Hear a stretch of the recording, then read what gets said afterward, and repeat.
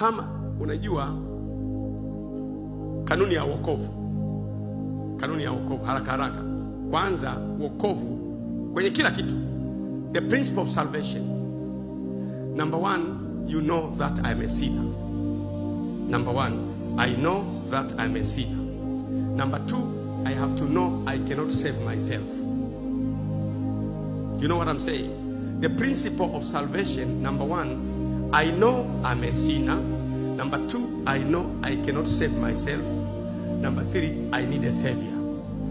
Who is a savior? Jesus is a savior. Kanuni ya wokovu, kwanza najijua mimi ni mwenye dhambi. Cha pili, siwezi kujiokoa mwenyewe. Cha tatu, nahitaji mwokozi ambaye ni Yesu. Hiyo kanuni ya wokovu. Ukitaka kumshika mtu mkono, kwanza akubali nimekwama. Sio akwambie kwamba bwana tusaidiane. Unanikwamua na wewe nakukwamua.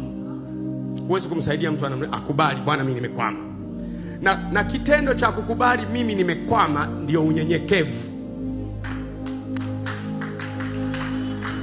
Ndio unyenyekevu, ni kwamba nisaidie nimeshindwa, nisaidie, naomba unisaidie, ni unyenyekevu. Kiburi ni kwamba unaweza kunisaidia ukitaka, lakini kama hivyo Mungu atanipigania. Mungu anasaidia watu kupitia watu.